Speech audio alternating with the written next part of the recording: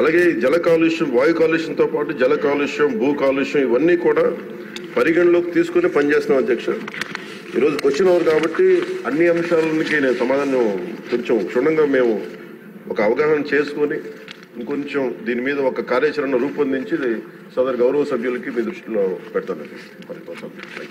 మంత్రి గారు, నా సూచన ఏంటంటే విశాఖపట్నం మీ నగరం మీకు ఇష్టమైన నగరం అంచేత అక్కడ సభ్యులు చెప్పింది మాత్రం వాస్తవం, మీకు కూడా తెలుసు. మీరు ప్రత్యేకంగా ఒకసారి వచ్చి ఇన్స్పెక్ట్ చేస్తే బాగుంటుందని నా ఉద్దేశం.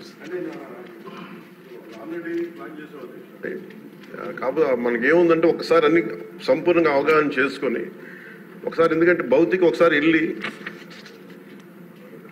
ఇవన్నీ అనుబంధంలో ఉన్న డీటెయిల్గా ఉన్నాయి సార్, ఎలక్షన్లో డీటెయిల్గా ఉన్నాయి సార్ చూడండి. అలా కాకుండా నేను సభాముఖంగా ఈరోజు మాటిస్తున్నాను అధ్యక్ష, నేను ప్రత్యేకించి దీని భౌతిక పర్యవేక్షణతో పాటు అన్ని చేస్తాను ఖచ్చితంగా. ఎందుకంటే మన తీర ప్రాంతాలని, ముఖ్యంగా మన విశాఖ నగరాన్ని కాలుష్యం నుంచి కాపాడాలని నిరంతరం తపన పడే వ్యక్తులు నేను ఒకడిని. ఇది ఖచ్చితంగా ముందుకు తీసుకెళ్తాను అధ్యక్ష. ప్రజలకు క్షేమకరంగా ఉండేలాగా ఇది వాయు కాలుష్యం నుంచి, జల కాలుష్యం నుంచి ప్రజలు రక్షించేలాగా చర్యలు తీసుకుంటాం అధ్యక్ష. అది భౌతికంగా అది నేనే ప్రత్యేకించి సంబంధిత అధికారులతో ముందుకు తీసుకెళ్తాను. Thank you.